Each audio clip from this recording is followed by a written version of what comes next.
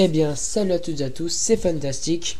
Donc, je tenais à vous dire tout d'abord que n'importe quoi. Je recommence. Je tenais à vous dire donc que je m'excusais parce que ça faisait un petit bout de temps que j'avais plus fait de tutoriel. Donc, tout simplement, je vais vous expliquer pourquoi. Donc, alors d'abord, Windows 7 s'est installé tout seul sur mon ordinateur, je sais pas pourquoi. Donc, ça m'a. Maintenant, mon ordinateur reconnaît plus mon micro. Donc là, je suis en train d'enregistrer avec mon téléphone en fait ma voix. Donc, j'espère que vous entendrez bien. Ensuite, qu'est-ce qu'il y a eu d'autre? J'ai plus internet depuis 5 mois. Donc je peux plus vous mettre de vidéos en ligne. Donc si j'ai réussi à en mettre une là, le speed art qui a pas longtemps, c'est parce que j'étais chez mon père. Et d'un coup j'ai eu l'idée de télécharger Fraps. Donc c'est hop, voilà, c'est lui là, le logiciel avec lequel j'enregistre. Et donc voilà. Donc je vous enregistre. Je sais pas ce que je dis. Bref. Donc aujourd'hui je vais vous montrer un tutoriel, donc pas pour faire quelque chose de précis, et pour que vous décolliez un peu de vos propres ailes. Je sais pas si ça se dit. Bon, et donc vous apprendre un peu quelques techniques sur Photoshop. Et donc pour faire des choses à peu près potables, pas à peu près potables, mais pour faire des choses bien quoi. Et que vous puissiez faire vos propres fonds d'écran, etc. Donc j'appelle ça la technique de Photoshop. Donc tout ça, pour commencer, il y a les raccourcis clavier. Donc, comme vous pouvez savoir, c'est CTRL N pour ouvrir un nouveau fichier.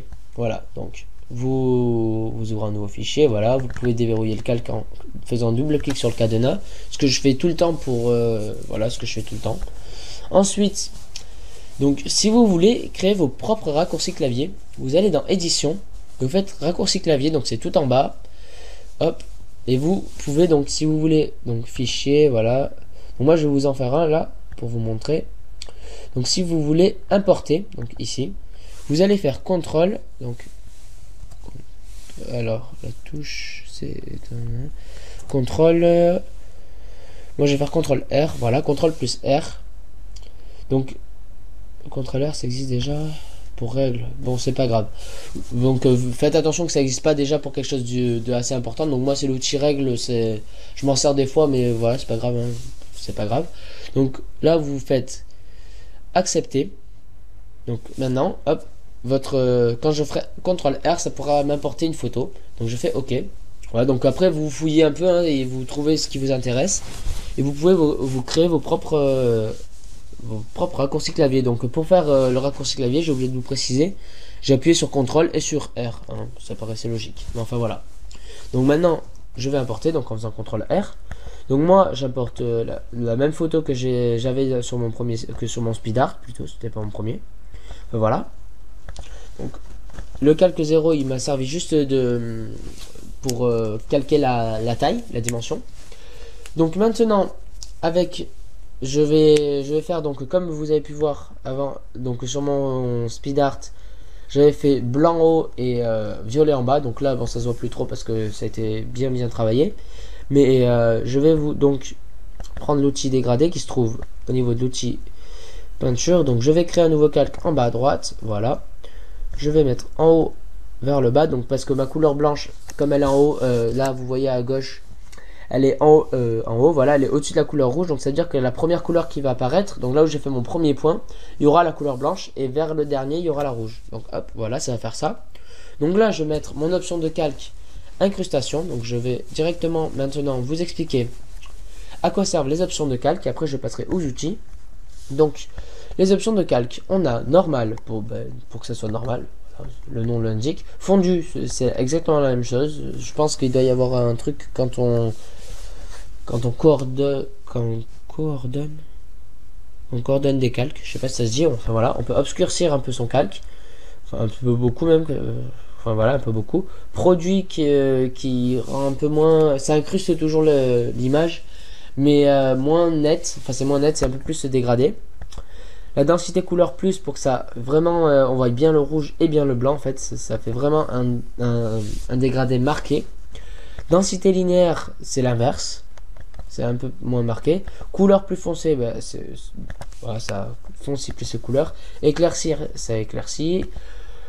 Superposition, donc ça peut être utile quand on a des alors excusez-moi pour mon anglais pas très bien, des light stork. Donc c'est comme vous avez pu voir sur ma chaîne YouTube, donc si vous avez regardé, il y a des lumières qui passent sous mon prénom, sur mon nom, sur mon surnom. Donc voilà, c'est grâce à ce calque superposition que j'ai réussi à faire ça. En fait, ça superpose l'image, donc si elle est sur fond noir généralement. Donc voilà. Ensuite, on a la couleur, l'option de calque densité couleur moins, donc c'est l'inverse de couleur plus. Densité linéaire moins, donc toujours l'inverse. Couleur plus claire, l'inverse encore au-dessus. Donc incrustation, donc c'est celui qu'on utilise là, donc c'est pour incruster le calque de dessus sur le calque du dessous. Lumière tamisée, donc ça tamise la lumière, donc elle est moins prononcée. Lumière crue, elle est un peu plus, elle est vraiment très elle est très marquée, voilà. Vive encore plus, mais on voit un peu mieux le calque de derrière. Linéaire, c'est pareil, mais voilà, c'est toujours à peu près pareil. Lumière ponctuelle, donc c'est pour vraiment qu'en dessous ça soit bien rouge et en haut ça soit bien blanc et que entre les deux ça soit assez très peu reconnaissable. C'était pas très français.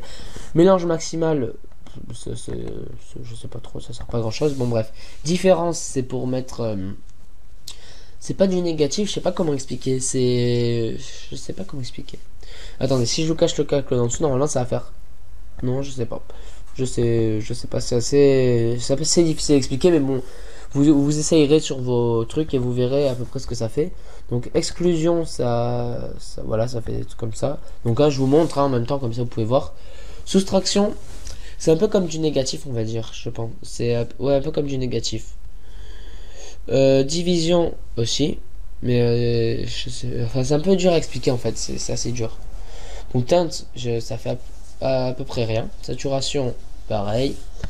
Et le couleur, on voit mieux le rouge, donc j'aime bien couleur quand même, c'est pas mal. Couleur, j'aime bien, c'est un peu comme incrustation, mais un peu mieux je trouve.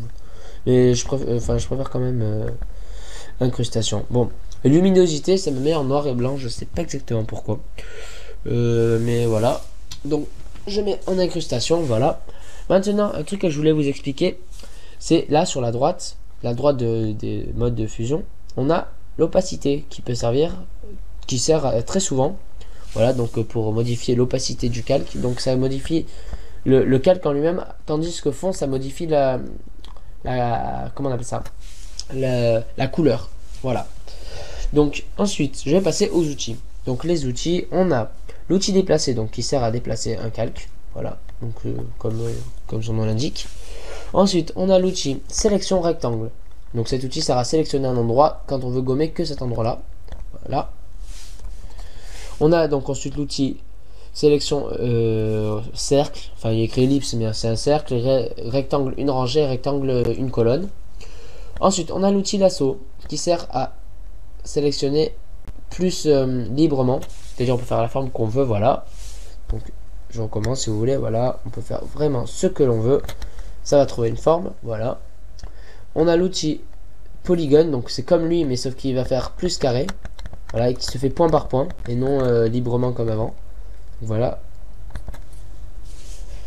Ensuite, on a l'outil lasso magnétique. Donc lui, il fait un peu vraiment ce qu'il veut en fait. C'est très dur à utiliser, je trouve.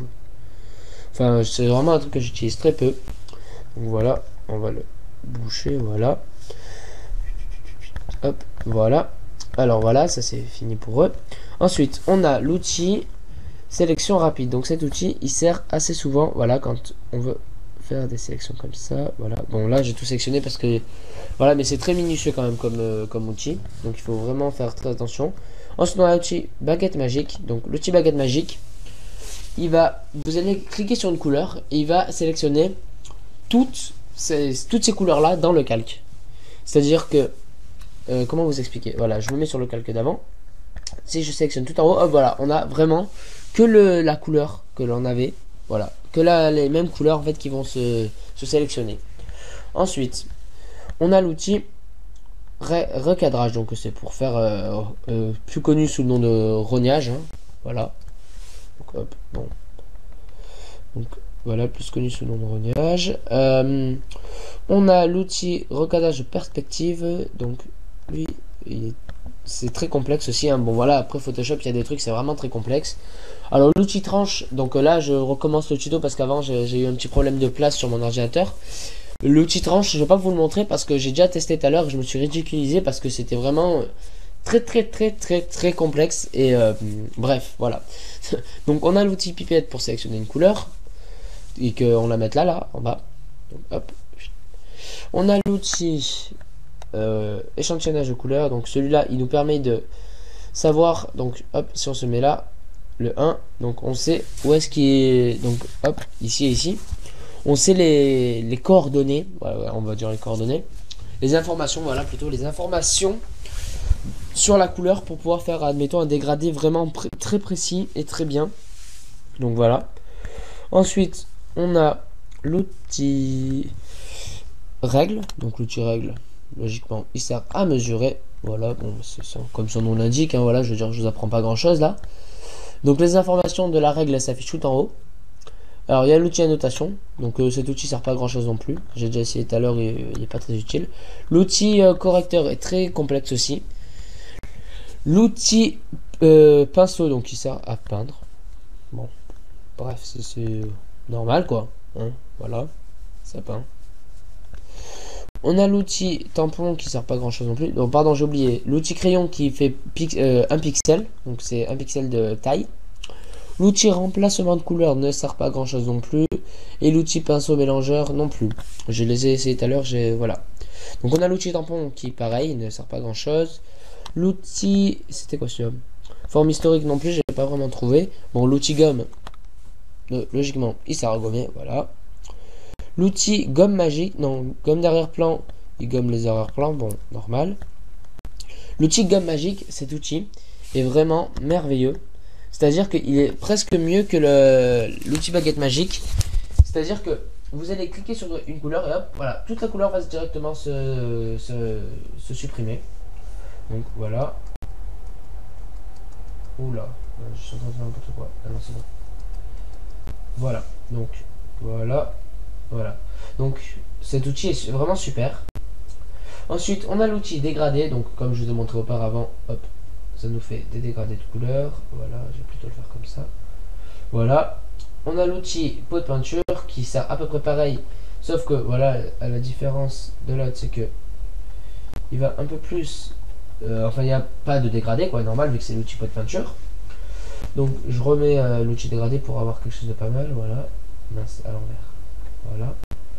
Ensuite, on a l'outil goutte que j'ai essayé tout à l'heure qui ne sert pas à grand chose. L'outil densité plus qui est pas mal si on le met sur le calque donc de dessous là, voilà, qui éclaircit un peu l'image en fait. C'est-à-dire si on veut éclaircir juste un pilier, hop, on peut éclaircir ce pilier, voilà, regardez, hop, c'est éclairci que ce pilier, donc c'est vraiment, ça se voit pas trop, mais c'est, enfin voilà quoi, si on veut faire quelque chose de vraiment parfait, enfin ouais parfait, il n'y a jamais quelque chose de parfait, mais si on veut faire quelque chose de vraiment très réussi, voilà, il faut utiliser ça. Donc densité plus, ça fait l'inverse, c'est-à-dire ça va rajouter de la couleur. Voilà, vous voyez bien là.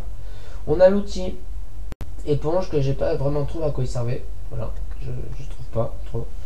Donc ensuite, voilà, on a l'outil plume. Donc c'est l'outil super de Photoshop. C'est-à-dire que grâce à ça, donc si on se met vraiment très près en faisant CTRL plus, voilà, en s'approchant vraiment très beaucoup, on peut faire pixel par pixel, c'est-à-dire hop, voilà. Donc moi je fais ça vite fait, voilà.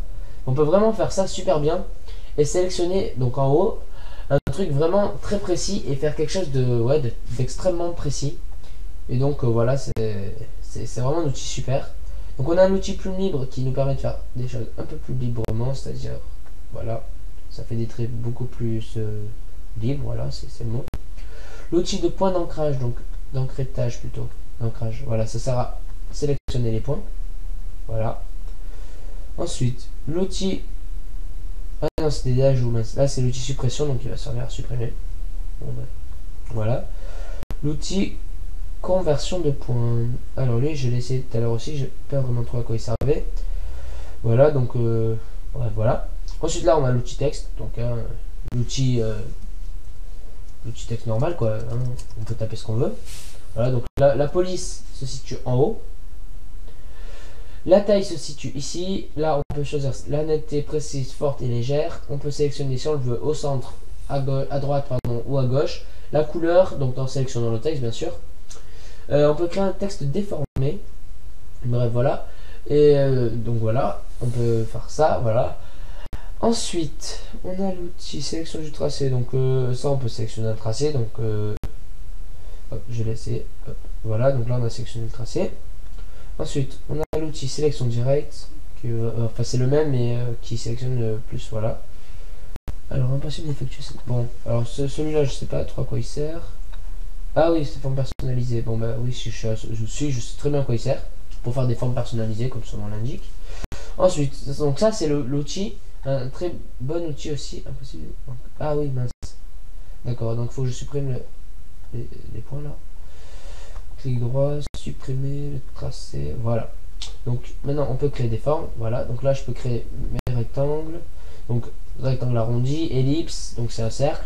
Polygone, outil trait et l'outil forme personnalisée avec lequel on peut, admettons, poser, faire une marque déposée. On peut dire, voilà. Donc on a, voilà, on peut faire plein de formes, voilà. Hein. Après, c'est à vous de découvrir un petit peu quand même. Ensuite, on a l'outil, quel est cet outil? L'outil rotation de l'image. Ouais. Comme son nom l'indique, hein, il va faire tourner l'image. Outil main, qui sert ben, je sais pas, là, il sert pas grand chose. Bref, ça c'est l'outil zoom. Hein, loop, oh mince. Ouais, j'ai trop zoomé. Voilà, donc voilà. Donc j'ai fini pour les outils. Donc après, vous en servez comme vous voulez, comme vous pouvez aussi, voilà. Et donc voilà, donc je vous ai fait les options de trucs, voilà. Donc pour avoir des... qu'est-ce que j'ai fait? CTRL Z. Qu'est-ce que j'ai fait? Attends, des... Voilà. Oula, CTRL moi. Ah oui d'accord, je sais pas ce que j'ai fait, voilà, c'est pas grave. Donc, ensuite, pour avoir des... on va dire des petits... Oh, qu'est-ce que j'ai fait? Des petits... Oh là là, je suis en train de faire n'importe quoi. Des... Comment on appelle ça? Des petites pages. Ouais, on va appeler ça des petites pages. Mince, qu'est-ce que j'ai fait encore? Bon, je suis en train de faire n'importe quoi sur Photoshop là. Ouh là là. Ouh là là, n'importe quoi. Bon. Alors, voilà. Petite vignette, non, c'est où? Bon, c'est pas grave. Si vous voulez avoir donc là des pages ici, voilà, c'est vraiment, j'ai trouvé le mot. Donc si vous voulez avoir des pages ici, il vous faut aller dans affichage et là vous cliquez, non, fenêtre plutôt, excusez-moi, fenêtre, et vous allez cliquer genre sur couche, voilà. Vous voyez couche, donc là je me suis trompé, non, fenêtre, voilà, toujours. Donc on peut faire historique, voilà. Dans historique, voilà, on a une page qui va s'ajouter sur le côté. Donc voilà. Ensuite, on a donc il faudrait que j'arrive à remettre ça là où c'était. Oh là là, j'arrive pas à remettre. Comment j'ai fait? Calque. Peut-être en faisant clic droit. Option interface fermée. Oh, j'aurais pas dû faire ça. Fermé, c'est pas grave, j'ai tout fermé. Fermé. Et fermé, voilà. Maintenant, je vais faire affichage. Affichage, c'était où? Forme pixel, format épreuve, couleur, verrouille tranche, magnétisme, affiché, couleur, contour du calque. Excusez-moi, je sais pas ce que j'ai fait. Voilà, espace de travail, les indispensables par défaut. L'espace de travail indispensable, nouveauté Photoshop 6. Voilà, donc, hop, fenêtre. Ah, purée. Je sais pas exactement ce que j'ai fait. Bon. Je suis désolé, voilà, bon. Ah bah bon, ça s'est remis ça s'est remis un peu bizarrement. Bon. Ensuite, Donc on a des réglages, donc c'est ça que je voulais vous montrer en fait. Donc hein, je remettrai mon Photoshop comme il faut. Ah voilà, ici les indispensables. Bon, nouveauté Photoshop, ça c'est pas grave. Donc on a la luminosité et contraste. Donc ça va nous servir vraiment souvent pour faire des photomanipulations. Donc c'est-à-dire que ça apporte un côté vraiment mieux à la photo en fait. Ça dépend de ce qu'on veut modifier aussi, mais voilà. Donc ça c'est pas mal. Le niveau, donc c'est pas mal aussi ça. Non, aussi, voilà, ça j'aime bien. Voilà, ça peut modifier. Regardez, hop, fin du monde. Pas fin du monde, bref. Ça peut modifier certaines choses, voilà. Donc après c'est à vous de faire comme vous le sentez, comme vous le souhaitez. Donc ensuite, donc je vous fais ça, voilà. On a d'autres. Donc on a la courbe. Donc cette courbe, je m'en sers très souvent. Ça sert vraiment, donc c'est très minutieux ça. Il faut vraiment prendre point par point et vraiment modifier comme on le sent. Donc voilà. Donc hop, hop là. Donc voilà, on peut se faire des courbes qui donnent un truc vraiment pas mal. Donc la courbe c'est vraiment un super truc. Ensuite l'exposition c'est vraiment quelque chose à manipuler avec très précautionneusement. Voilà, parce que c'est vraiment, ah, ça change vraiment beaucoup de choses quoi. Je veux dire, à quelques millièmes de comment dire, à quelques millièmes de trucs, ouais. Bon bref, à quelques millièmes de trucs, ça peut vraiment changer toute la photo en fait. Donc c'est très très très précis. Ensuite les vibrances. Donc les vibrances, ça sert pas à grand chose aussi. Je trouve pas, voilà, la saturation, à part la saturation que lorsqu'on la met fort, je crois. Non, même pas. Bon, voilà, donc les vibrances, ça sert pas à grand chose. D'ailleurs, je le refais, c'est pas grave. Ensuite, les teintes et saturation. Donc ça, c'est CTRL U. En fait, c'est CTRL U. Quand je fais CTRL U, c'est exactement ça que je fais. Donc là, si on redéfinit, on n'a pas les... Enfin, ça dépend pour ce qu'on fait. Mais quand on a un texte 3D, qu'on sort de Cinema 4D, si on fait redéfinir, on n'a plus le 3D. Alors que si on coche pas redéfinir, on garde le 3D. Et on peut tout de même modifier ça en augmentant la saturation et un petit peu la luminosité. Voilà, ou non, en l'abaissant plutôt. Voilà, si je modifie la couleur, normalement ça devrait passer. Non, bah pourquoi ça le fait pas cette fois? Je sais pas. Bon, normalement ça devrait passer. Hein. Bon, je sais pas. Normalement ça modifie ça modifie la chose. Enfin bref. Alors j'ai passé. Voilà, donc on a la balance de couleur. Donc balance de couleur, c'est très utile aussi. Ça sert à savoir à peu près comment est-ce qu'elle va être notre image en fait. Donc si on voit que ça penche vraiment vers le rouge, on va essayer de tout faire pour que ça aille vers le rouge. Donc sauf si on veut que ça aille un peu plus vers l'orange comme je viens de faire là, on va essayer de chercher un peu plus. Voilà, donc voilà. Ensuite qu'est-ce qu'on a? On a le noir et le blanc. Donc noir et blanc, voilà. Donc ça sert à modifier mieux un par un les couleurs, voilà. Donc on peut se faire des trucs assez pas mal. Ensuite, qu'est-ce qu'on a d'autre? On a filtre photo. Donc ça c'est un peu des filtres déjà préparés. C'est-à-dire qu'on peut donc hop faire orange. Couleur, non, orange, voilà. Filtre, on augmente la densité et hop, voilà. On a du filtre qui fait directement orange. Donc c'est voilà, c'est des filtres déjà. Enfin ouais, c'est ça, c'est des filtres déjà préparés. Donc voilà, hein, bon ça fait pas très beau. Conserver la luminosité, on va voir si je change. Oh, moche. Bref, voilà. On a quoi d'autre? On a filtre photo, je viens de le faire. Mélange de couches, donc ça c'est pas mal, c'est pas mal. Donc il y a des trucs que j'utilise pas trop comme ça. Comme ça là, mélange de couches, j'utilise pas trop. Voilà, donc vous pouvez après fouiller, hein, vous verrez, ça vous fera pas de mal. C'est... Non, je veux pas aller là-dedans moi. Donc voilà, hein, ça peut vous servir. Donc voilà, moi j'ai fouillé, honnêtement, j'ai vraiment tout fouillé Photoshop pour savoir comment faire et tout. Hein. C'est vraiment, vous fouillez quoi. Si vous fouillez, ça viendra seul quoi. Je veux dire, c'est voilà quoi. Ça peut pas, voilà.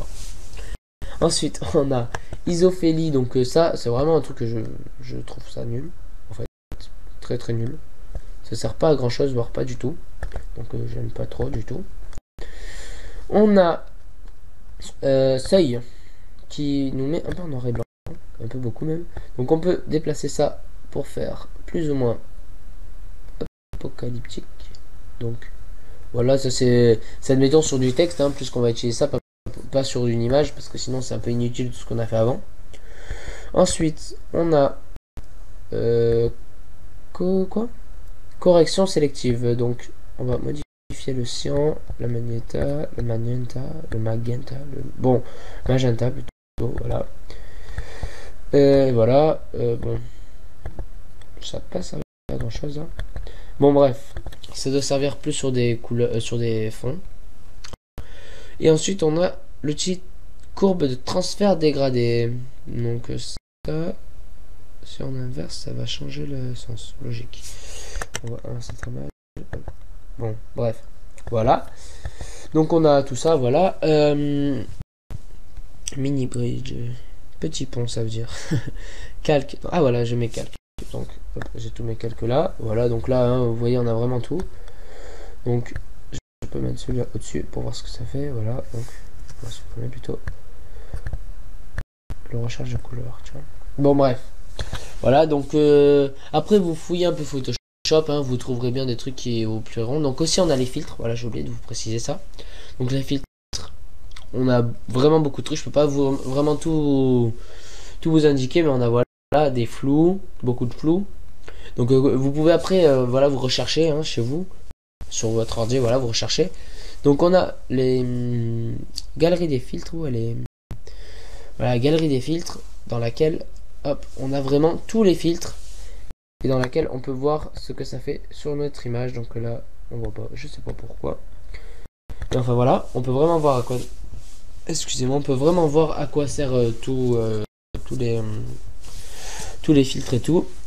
Et voilà, donc là, j'ai fini mon fond d'écran. C'est pas un fond d'écran, mais voilà, j'ai fini de vous expliquer à peu près les techniques de Photoshop.